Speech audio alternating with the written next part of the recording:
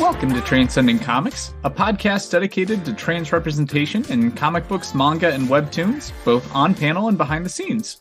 Our guest today is Rhea Ewing, a comic illustrator and science communication artist who released their debut graphic novel last year, Fine, a comic about gender, a GLAAD Media Award-nominated book which The Washington Post listed as one of the 10 best graphic novels of 2022.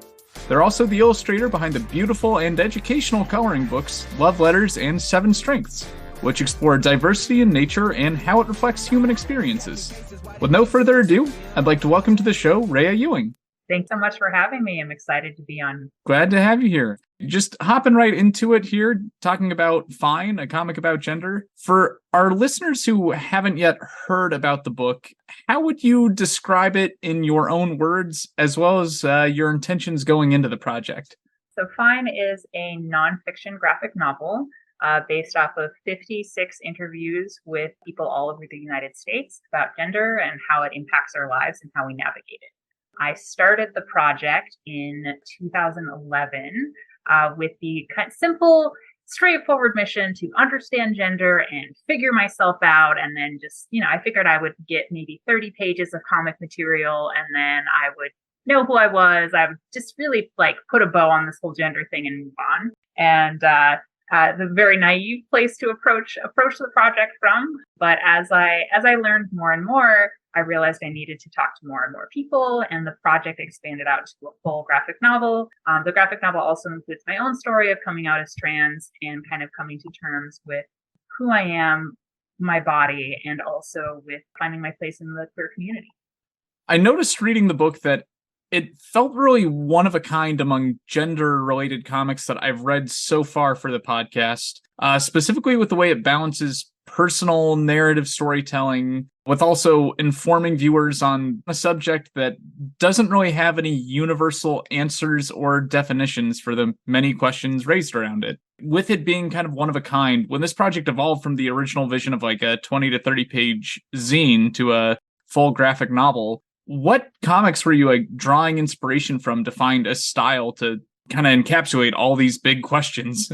Yeah, I'm looking over at my bookshelf now. I was drawing a lot of inspiration from science comics, specifically there's the whole, I forget which publisher does the science comics. That's in my other bookshelf. I have more than one bookshelf of graphic novels and comics, and that one's in the other room. But I was reading biographies such as Feynman. Of course, Alison Bechdel's work influenced mine. I was also influenced by biographies like Craig Thompson's Blankets. That book was actually one of I remember distinctly the first time I read it, and it was before I decided that I wanted to pursue being an artist. And it really was impactful for me of this is what you can do with this medium. Now, as I was shifting my vision for Fine from this 30-page zine to a full graphic novel, I was really, really hesitant to include any of my own story in there, even though I loved autobiographical comics and I loved autobiographical queer comics. Lillian Bidike is another one that I had been reading for a really long time that influenced my work in a lot of ways. But what I was imagining when I was imagining Fine as a graphic novel was less a autobiographical tale and something almost more like a documentary, because I've always loved watching nature documentaries or documentaries about different human social topics. And so I watched whatever documentaries I could get my hand on and just kind of absorbed the editing style of when they would cut from one interview to another. I liked it when things were edited in a way to create kind of a conversation. I knew I wanted to do that.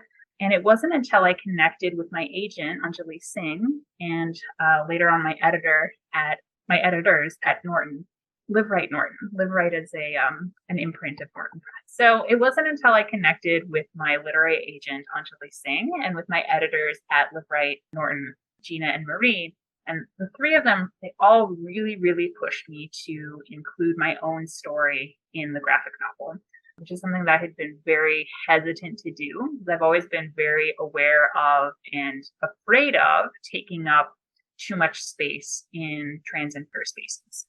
I touch on this a little bit in my book, but from when I was a teenager, kind of first questioning myself, I got the sense of maybe I didn't count. maybe I wasn't enough in whatever ways. And when you look for particularly non-binary representation, like it's easier to find people who look like me, who are white, who are assigned female at birth, who are able-bodied, who are relatively neurotypical, like all of those things. It's like it's easier to find representation. And it's certainly at the time, like I felt like there was a pretty big imbalance in terms of whose voices we were already hearing. So I really didn't want to take up any more space than I absolutely needed to. And the argument that Anjali and Gina and Marie all gave back to me, there were several. One is that the book needed a narrative through line, something to tie all of these different voices together. Two, it was kind of interesting that, like, you know, most people don't dedicate a decade of their life to interviewing people and compiling, you know, things about gender. So kind of knowing more about the person behind it would be interesting to the reader. And three, and this is what really convinced me, is that regardless of how upfront I was about my own experiences and kind of the lens that I was viewing these stories through, that would be present in the book regardless. So by putting my own story in and being really upfront, you know, this is who I am. This is kind of my journey through while I was working on this project, and hopefully inviting the reader to think, you know, reflect on how, if I had been someone else or been in a different time or place, maybe the questions I would have thought to ask would have been really different. Maybe the things that I would have focused on, or like editing choices that I would make, would have been different. And, you know, that kind of conversation and awareness is something that I really hope readers cue into and take me up on that invitation to reflect on, like, okay, well then, like, what is maybe missing here? Like what other things? And I hope that comes in like an exciting way. Like sometimes I think people, when discussing representation in media, can kind of feel like, oh, well, this didn't have everything, so it failed. But, you know, maybe what it means instead is like, oh, hey, like this conversation is still ongoing. That's cool. Like there's more to touch base on and more to explore. So that's it was a pretty long road to get the book to the structure that it eventually ended on. On that note of your own personal story being included in the book, I noticed that the section where you mention your coming out as genderqueer is fairly brief and only lightly touched on. And you've kind of answered that, like, it wasn't the intention going in to make that a big focus. But I was still surprised that, like, there wasn't a more dedicated section to that. You do mention the almost non-issue of it with, like, coming out to your family and a lot of your friends. Was that a big factor in, like, the amount of space your own story took up, or was it more a matter of just wanting to keep that focus on everyone you were interviewing and the conversation itself? Yeah, I mean, definitely a combination of the two. My own coming out was very sort of a time release of, like, I started with my family and then like expanded it out to some friends. And then for a while, like I think in the book, there's even like a map that I drew of like places that I was out and where I was using which pronouns, which I'm still very fond of that image, because that the geography of gender is something that I reflect on a lot even now. But, you know, in terms of interesting things to say, like there wasn't really a story there. I felt like there wasn't anything that stood out to me as like something that would be contributing something as meaningful as what all of the wonderful people who shared their time and their stories with me could contribute. So yeah, I did try to keep it a pretty light touch and let people kind of take that for what it is, if that makes sense. Mm-hmm. Now, I had to ask, since you mentioned blankets as one of the inspirations for this. I just discovered Blankets by Craig Thompson in the last year, and I hadn't read many biographical comics before, but this one really blew me away as one of my new favorites. And I know you're also local to the Midwest originally, or a lot of your interviews were from here. Did you see a lot of yourself in Craig Thompson's experience, or was that just me personally having the same like country Midwest church camp attending experience as Craig? The country Midwest, yeah. So a little bit about my growing up here would be helpful. So I was born in Albuquerque, New Mexico, to parents who met at the Unitarian Universalist Church, and then when I was 5, my parents decided to move to a small town in Kentucky so that my dad could do a medical residency there. And the plan had been at that time to do the medical residency at this little town and then get out and then pay off the immense amount of student loan debt that my parents had accrued both while they both attained their doctorate degrees. And then we would bounce, we would get out of there. And so then we stayed for 10 years. You have intentions, and then sometimes they don't necessarily work out right away. So, this little town that I was in was, it's unclear to me in hindsight how much of what we felt we had to do was strictly necessary and how much of it was just what felt necessary because we were there. But I remember we pretended to be Methodist for a while because my parents were concerned that if people in the town didn't think that we went to any church, then no one would want to go get medical services from someone who wasn't Christian. And there's also pulling another example to give you a sense of what kind of town it was, but someone was trying to convince a doctor to move to the town, and their exact words were, "You'll love it here. It's so culturally diverse. We have Presbyterian and Baptist churches." Oh. Yeah. So in terms of places to be a questioning queer teenager, it was not super great. And then when I was 16, we moved to Wisconsin, to Baraboo, Wisconsin, actually, which I consider to be my hometown, even though we didn't move there until I was a teen, because it was the first place that really felt like home for me. And as I came more into myself and started expressing more gender nonconformity, it eventually became no longer home to me in terms of how people treated me when I was out and about walking and all of that. So for Craig, looping back to Craig Thompson's work and his experiences, he talks about he was a little further north in Wisconsin than where I was. And his family life was very different because his parents were very religious, were very Christian, I should specify, very much in the conservative evangelical strain of things. And my parents are very much the opposite. They're not Christian. They're, always have been very, very liberal and open-minded and very accepting of me. So I couldn't relate to those parts of the book at all, but the overall landscape of some of the characters, I still remember vividly, there's a panel in there where people in the town at his church are talking about someone who went to art school and how he made this sculpture of a woman's breasts and it was really sexual. And then the next logical step happened, which is that he became homosexual.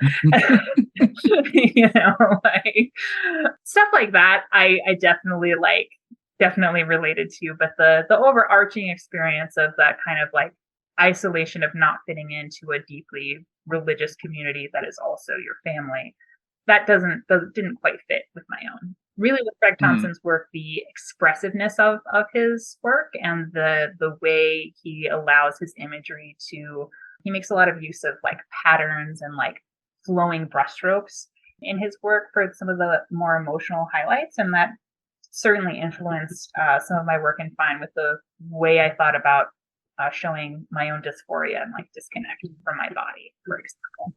And I'm also influenced by Alison Bechdel, who's, I would say, maybe the opposite end of the spectrum in terms of very this is how it is. I would describe Alison Bechdel's work as expertly cut and dried in terms of the art style of she's so masterful and intentional about what she chooses to show. And she's also very very grounded in reality with it. So with those two polar opposite influences, I'm somewhere in the middle there. Just gushing about blankets. I read it after I came out and got it from a friend who happens to be a trans cartoonist. And I think that's the first time I've related this much to a cis male character since coming out. And especially with some of the moments with the artist who became homosexual or them having a hard time for having feminine long hair. I was like, is this person about to come out? Because I'm relating with a little too much of this experience. I flipped back to the front, Craig Thompson. Okay, no, I don't think they come out by the end of this, but yeah, still wondering. Yeah, so far as I know, Craig Thompson is a cis man, but boy howdy, does he still reach the feelings? Mm-hmm. Yeah. Now, you mentioned early in the book going to an indie comic expo in 2011 and speaking with a few creators there. Was this just an experience as a fan back then, or did you already have a few indie creations of your own? Oh, that's a great question. Yeah. So I had a few indie creations of my own. I had a few zines, and I also had a like self-published, please don't try to find it, graphic novel that I started in high school called Urban Fae, which I mean, I stand by the amount of artistic growth that I went through on that project. And also like, you know, when you're in your mid 30s looking back on something you started when you're 16, it's like it's always a little awkward. Anyway, so I was tabling at that event. It was Mix, the Minneapolis Indie Comics Expo, and which was an amazing event that ran for I think 2 or 3 years and then like folded. So I was friends with some folks in the Black Hat Collective up in the Twin Cities, which I believe is still open and meeting, although the pandemic might have changed that a little bit. But they do a lot of cool things in terms of like queer and trans comics. Shout out to, of course, to Lee Brontide and to Theo Nicole Lawrence, who I don't know if you know any of their work. They did the trans survival coloring book. I've seen that on shelves before. I'll have to revisit that. It's awesome. The trans affirmation coloring book and the trans self-care workbook are both by Theo. So I knew Theo. I knew the author Lee Brontide, and Kai Stewart is another artist who I knew up there. Anyway, so for me it was okay, we're gonna take this like relatively short drive, like 4 or 5 hours up to the Twin Cities. We're gonna hang out with some friends. Iron Spike is gonna be there. She's really cool. And got invited to this after party at a friend's house. And then like that's where some of these folks who I just met, Kai, who I also was one of the people I interviewed for the project. And they were the first person to ask me what my preferred pronoun was. And that was kind of my, I don't have an answer for this question. And the fact that it is a question that can be asked is opening up all sorts of other things for me. Yeah, so that was a really powerful moment. Okay, yeah. Kai was one of the people I had written down to ask about like what had made them such an impactful character in the book or a favorite of your interviewees. The fact that I met M at uses AM heirs pronouns. So I gotta adjust that. It was they them when we met, and people it changes. So anyway, so Kai, I first met M at the Mix event, and then A was the first person to ask me what my preferred pronouns were. And so like that kind of connection of, oh, like you've opened this door for me in terms of like this is something and a question that I can engage with and interact with in a certain way was really powerful. And then through our conversations as I was interviewing Kai for the book, like it just kept bringing more and more mind-blowing revelations that really like resonated with me and with where I was at that time. Also, Kai is just an amazing human being. Like there are many times that I wish I had a like ability to teleport or like a portal to go wherever I wanted to at any time. Like one of those reasons is that I just want to be able to like have tea with Kai more frequently in life. I almost forgot. Another person who I know who is part of the Black Hat Collective is Gerbil's work behind Cordyceps Tickles. I remember Gerbil in the book fairly often. I don't know if I know their work. Yeah, Cordyceps Tickles. The volume 1, it was a webcomic that ran for a while and then also is out. They released it as a graphic novel in 2013, I think. Anyway, I'd recommend that also. Okay. Yeah. Speaking of superhuman abilities to have tea across the country, the superheroine you introduced really stood out to me, and I loved how we just meet them in the middle of a conversation and only get the explanation that they asked to be drawn as a superhero later. And yeah, I was wondering if they were a cosplayer or something, but did you get many requests of like being drawn as something fun like that just didn't make it into the book, or were they kind of one of a kind as far as getting drawn as something that special? I had a few. Superheroine, I think, is definitely the most fantastical. There is one person who requested not only did they want to be totally anonymous, but they wanted to be drawn with a paper bag over their head, just like so. And then there was one person who is a cosplayer and originally asked to be drawn in a cosplay that they were really proud of. And then when I looped back with them later, they changed their mind and wanted to go with something more grounded to reflect like what they understood about the tone of the book. So, everyone kind of has their different approaches to it. There's one conversation I had, I think it was with Durble actually, who asked if I could draw them as the like scribbly gerbil character that they have in their own comics. And like after we talked about it a little bit more, we like eventually landed on a more realistic portrayal, because one of my concerns was like that's their stuff, and also like, can I do the scribbly gerbil justice? And like I wanted to make sure that like readers were getting the opportunity to get to know them as a human being and have that more direct connection. Because as exciting and fantastical as the superheroine, for example, like her interview is, I think that the part of what makes that interview work is that it's in the context of a lot more grounded, like people who you could meet anywhere on the street, kind of an appearance. So it's kind of a reminder of like, hey, like our appearances are something that we can play with and that we can have fun with. And also all of these are like real people. So you're hearing their stories. These are stories that they've chosen to share with you.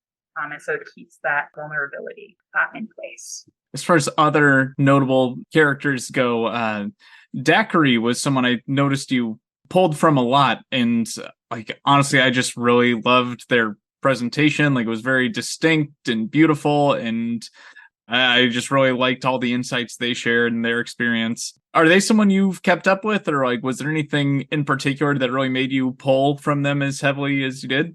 I think Daiquiri is just one of those phenomenal people who like even if you only ever wind up having a couple of conversations with them, your life is just like forever improved. And Daiquiri is kind of one of those people. We had a few conversations in Madison after we first met.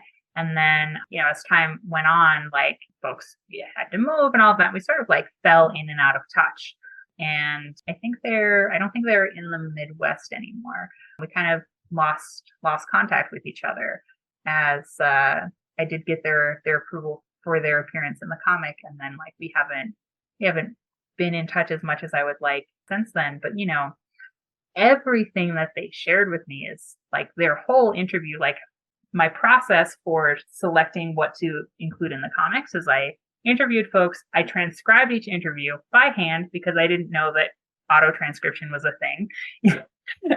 and then I printed it out and I went through the highlighter to highlight what I wanted to pull. And most people's interviews, like I would wind up highlighting at least a third of what they said. And Daiquiri's was one of those where I'm just like, this whole thing is highlighted in different colors. Like there's so much that I want to pull from, and so many points that they touch on that are so pertinent to what is at the core of gender and how we navigate it, that I really like.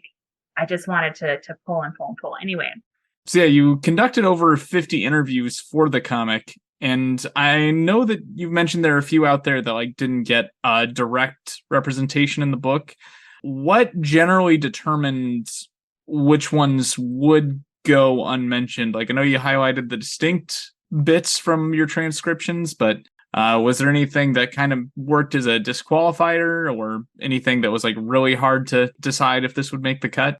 I didn't have anything that was like a disqualifier. Like everyone who I sat down and shared with, and like, I talked with trans folks, I talked with cisgender people, I talked with people who were not interested in either of those labels.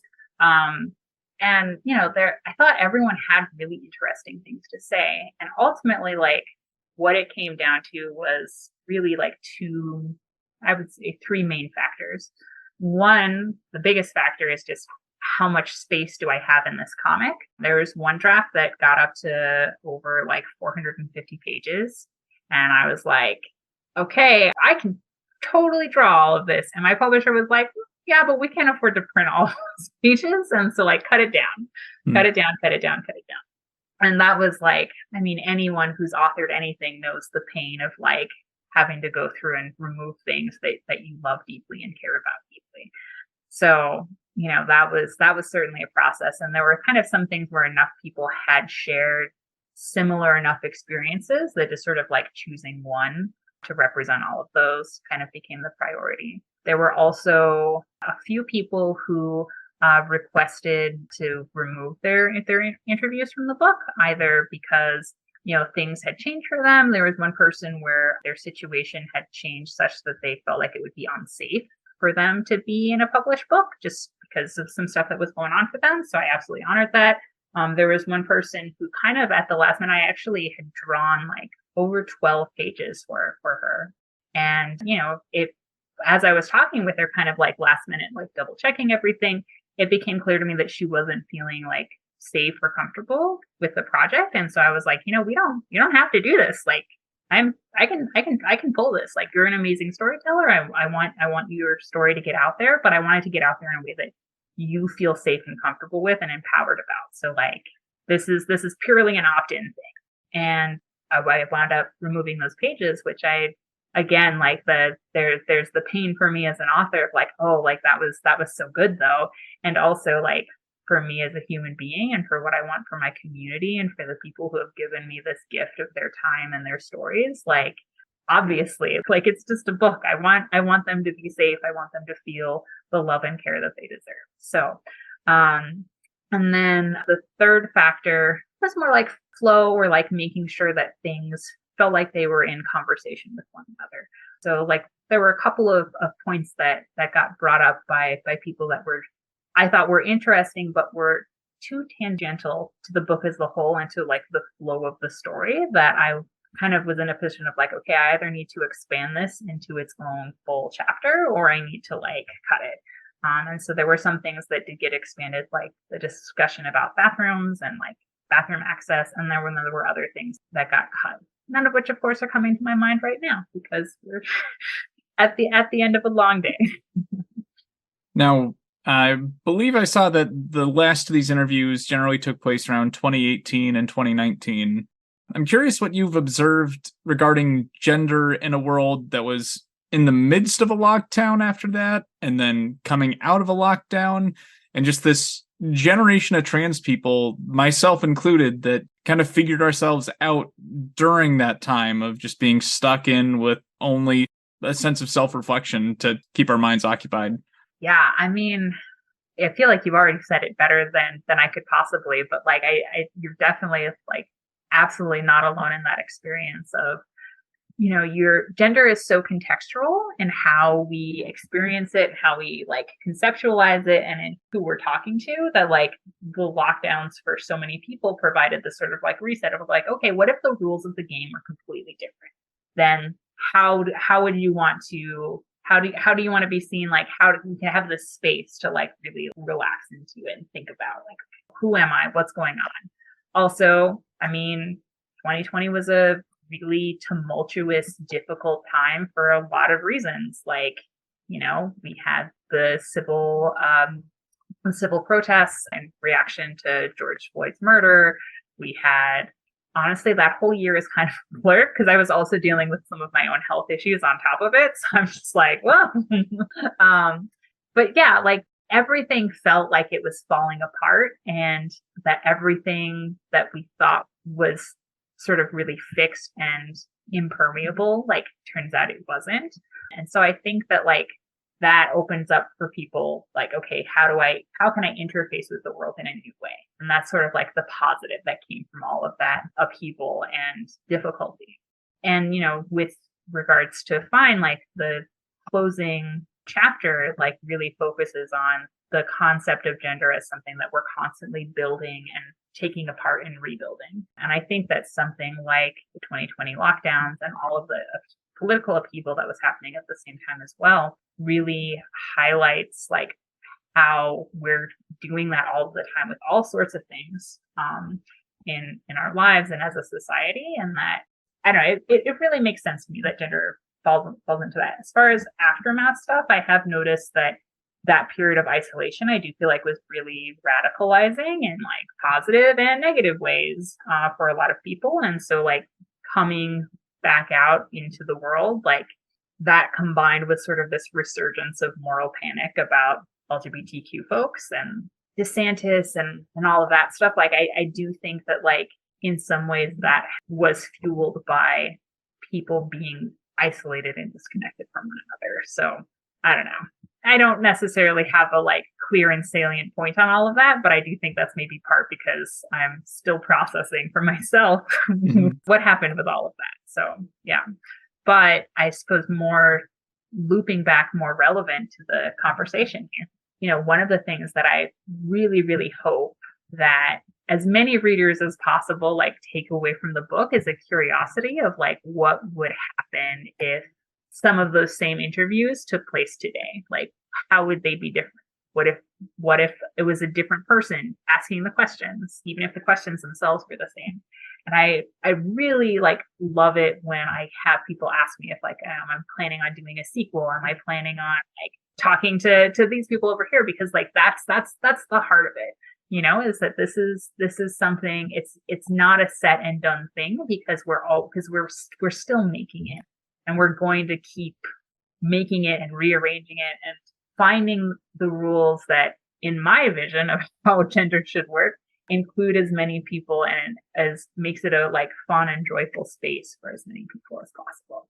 Okay, that partially answers both of my next two questions I had regarding if like you were still having these kinds of conversations or if you were just feeling like done by the end of the project. And you had mentioned using a lot of documentaries as research for the project. So I was curious if you'd consider doing something like the Up series of documentaries and like, revisiting these interviewees every few years to see how their identities and their relationship to gender have changed in the years since. Yeah, I would love to do that. Absolutely. And the way I'm resourced now is very different from how I was resourced when I started Fine. And this is, I don't know, I mean, it is what it is, right? When I first started working on Fine, I was just finishing up college. I was single. I was able to like live in my parents' basement for a very long time while I kind of worked on this passion project. And now I'm in my mid-30s. I'm a parent. I have a spouse. Like, we live in the San Francisco Bay Area, which is beautiful and also very expensive. And kind of what I need to do to like make things work, what resources and time and money that I have available to do more work in this direction. It doesn't quite line up, at least not right now, in a way that I have solid plans for like wanting to do something like that. So I don't know, if there's a publisher out there who would like me to do that book, let me know. But so far, kind of the response that I have gotten is to take things in a different direction for now, and then maybe doors always open to loop back to that when I'm differently resourced. As far as actual upcoming graphic novels go, I've been informed that there is another comic in the works that you have planned for the future. Is there anything you can share about this book regarding subject matter, genre, anything like that? So for my next book, I'm planning on, it's going to be fiction, because as exciting as and wonderful as it was to do this really intensive interview-based project with Fine, it was also logistically very challenging. And I don't have the capacity right now to do that again. So fiction is kind of nice if like, then if you need to change the entire structure of the book, you can do that without needing to like run a fresh draft by dozens of people all over again. So it's geared specifically towards young adults. And that is in part because I was talking with my agent about kind of like my goals around Fine were. And like one of them, I mean, of course, like I'm not the only author who thinks this way of like, I want to make the book that the kid who is like the kid who I was back when I was in that small town in Kentucky, like reading any queer comic books I could get my hands on, like I want to like make something for that kid. And so, when she pointed out, she's like, okay, well, you could start working in YA. I was like, oh, hey, that's a direct line. So fiction, YA, and it is two trans teenagers in Michigan who fall in love with a prairie fen, which is a globally rare habitat that is found in the Midwest, in Wisconsin and Michigan and a couple of other places. And the cool thing about prairie fens is that if you don't know what you're looking at, it just looks like a wet field. And if you do know what you're looking at, they are as biodiverse as a lot of rainforests because of the unique hydrology of them. So they're very cool. So these two trans kids, they find a prairie fen, they fall in love with it. They also fall in love with each other and then save the day. Okay, that kind of helps with next question, because as I've been looking into your other art, like your, I think, kind of science communicator artwork and your work related to the coloring books, like I've just noticed this awesome style, like it's very trippy, almost psychedelic, surrounding nature or like various paleoanthropology topics. So yeah, I wanted to ask if any of those topics were going to be influencing this next work, but I am curious, like if that same like really awesome trippy art style is gonna be used all in the next work, or if it's gonna stick closer to something like the art used in Fine.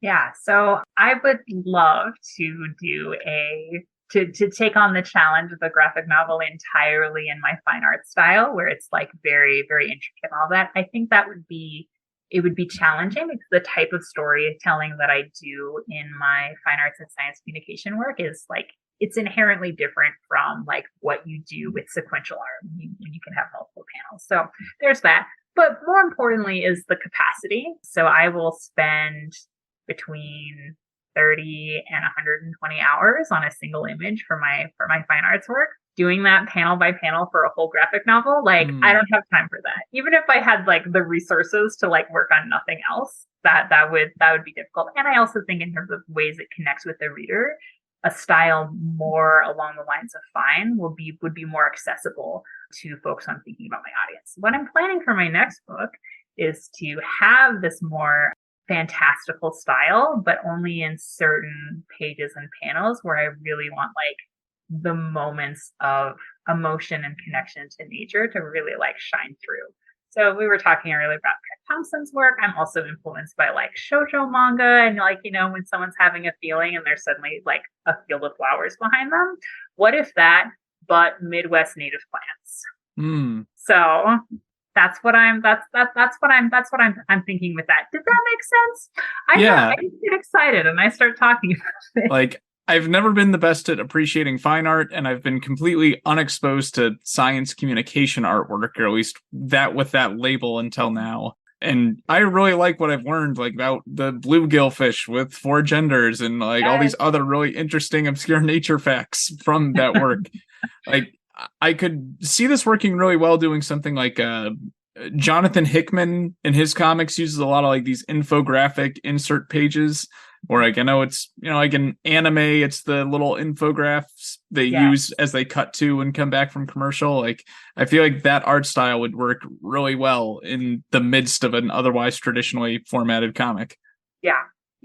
I'm excited to dig in and to play with that a little bit. Right now, I'm still working on the script. I'm still drafting that bit. So it is unfortunately, it'll probably be a few years before that book is out there and in the shelves and in people's hands. But I am working on it, and I am incredibly excited about it. I actually have connected with researchers at Central Michigan University, for example, who study prairie fens. I went out in the field with them this summer to like see the habitats in person and to like also have some chats with some high school students in the area as well. And I'm beyond excited about it. And also, while it will not take as long as Fine took me, it is unfortunately like I don't want to hype people up too much yet because I don't I don't know when it will be out. As far as the realm of your interest in paleoanthropology, are there any particular topics that you really hope to explore in a comic book in the future someday,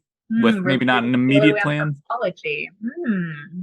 You know, I don't have any specific plans. I think that is something that I would really love to collaborate with an expert in the field on, because one of the things that is so fascinating to me about paleoanthropology in particular is that it's such a complex field, and it's so informed by who we are in the cultural context and like even the existential questions that we bring to that of like, you know, who are we as human beings? What does life mean? And all of that. Like, so navigating that is complicated enough. Navigating that without the full minute by minute updates of like what's happening in the field is its own extra challenge. So like for working on a graphic novel about that, I would love to be able to pick the brain of like an expert and dig into that more. But like I said, that's all like vague directions now. Sometimes I kind of feel like being an artist and an author is a little bit like being in a bubble bath, and all of the creative ideas are the bubbles,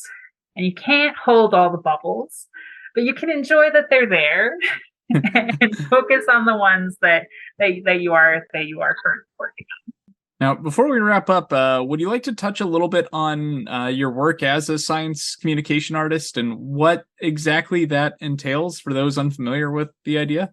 Oh, yeah, absolutely. So what I do is I help scientists and researchers communicate their research to the general public and to students.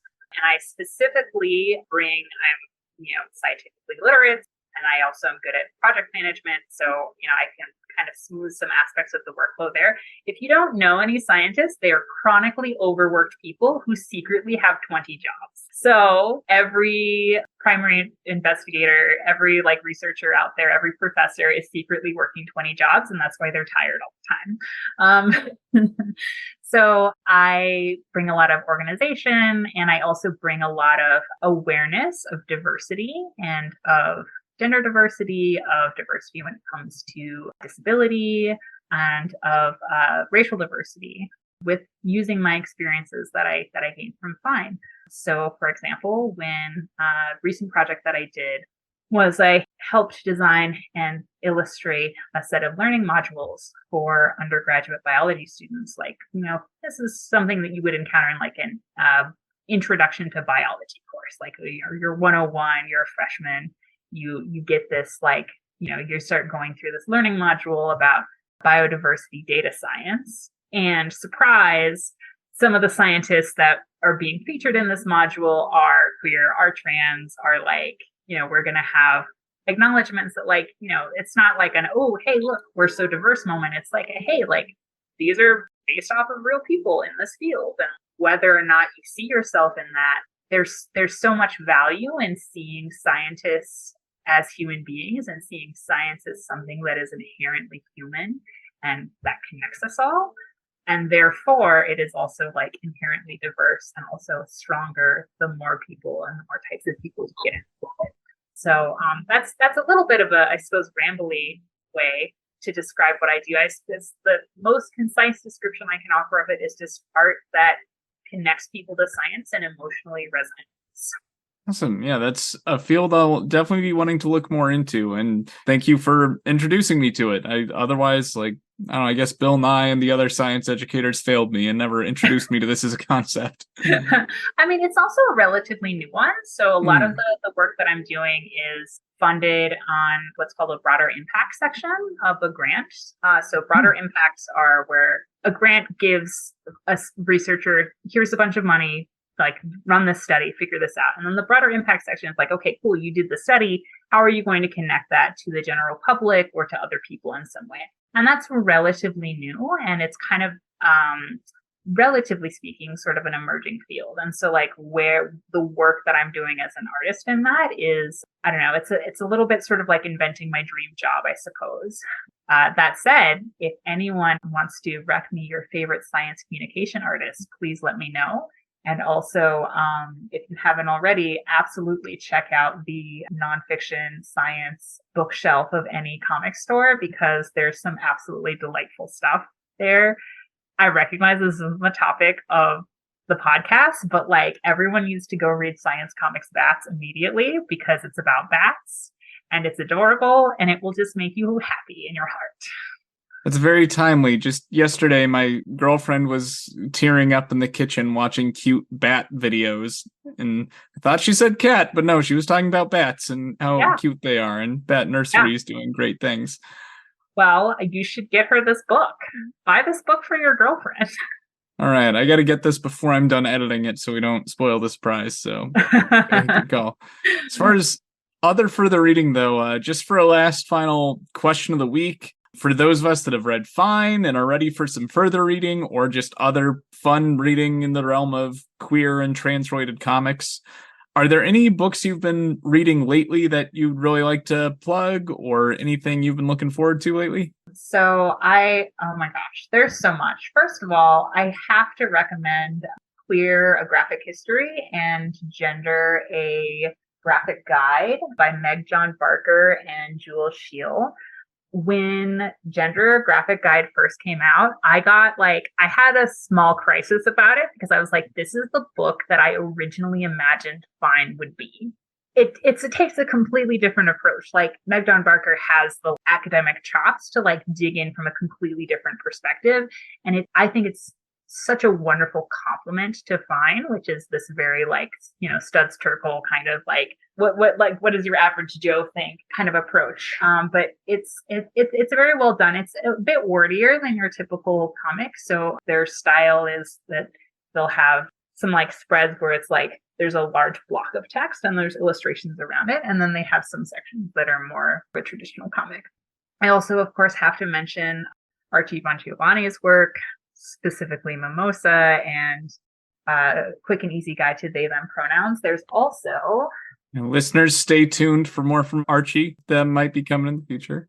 A Quick and Easy Guide to Queer and Trans Identities by Maddie G. and J.R. Zuckerberg. I also really enjoyed it. It has snails. So like it's absolutely in the center of the Venn diagram for me of like, it's about gender and queerness. And it's also about like nature being amazing and genderqueer. And it's also a very like, it's a sweet little book. It's very unintimidating. On the sort of other end of the spectrum, I guess, is Alison Bechdel's newest book, The Secret to Superhuman Strength. I think a lot of people maybe have kind of missed. And I found it really interesting to think about from a gender perspective, specifically with regards to time and with like bodies and how we inhabit our bodies. And when it comes to time, like, her descriptions of what it was like for her growing up, like as a boomer, and like the way gender was put upon children then, like even compared to now, like there were multiple moments where I was like, oh, wow, okay, no, it really was like that. Got it. Anyway, I don't know. I think it's a really interesting read and kind of provides some interesting context for when the larger queer community is having conversations about like our experiences, like how they can be so dissonant. Rhea, as for you, where can my listeners find you? And do you have any work you want to plug for the immediate future? Sure. So right now, you can find me on Instagram. I'm Rhea.Ewing, RHEA.EWING. And I've been doing sweet little throwback Thursdays. And I've also been spotlighting some of my science communication work. And that is also where I'll be posting about my next book as I have updates. If you kind of want to get more of me behind the scenes of my next book and see, drawings of prairie fens and character sketches and all of that, I do have a Patreon account, so you can check that out as well. That's at Rhea Ewing, and yeah. All right. Well, thank you again, Rhea, for taking the time to come on the show, and I'm really looking forward to hearing more about this next graphic novel. All right, good. My goal is to get as many people hyped, so I feel the social pressure to finish it. Thank you very much for having me, and it's been a delight. My pleasure. If the listeners at home have requests or recommendations for comics or creators you'd like to hear us cover in the future, you can send them our way on social media. You can find us on the Transcending Comics Instagram and Facebook page, on Twitter as @TranscendComics, or email us at transcendingcomics@gmail.com. I'd like to thank you for giving our podcast a chance and give a special shout out to Ray Day Parade for designing our logo. Our intro and outro music this week is A Little Soul and You've Been Starring by Carlson. Check out their new single on Spotify, iTunes, and most other music platforms. Join us again next week as we continue transcending boundaries and exploring the colorful world of trans, non-binary, and genderqueer representation in comic books of all kinds. As the curtains fall on this episode of Transcending Comics, remember that comics have the power to inspire change in countless worlds, including our own. Keep reading, keep writing, and keep transcending.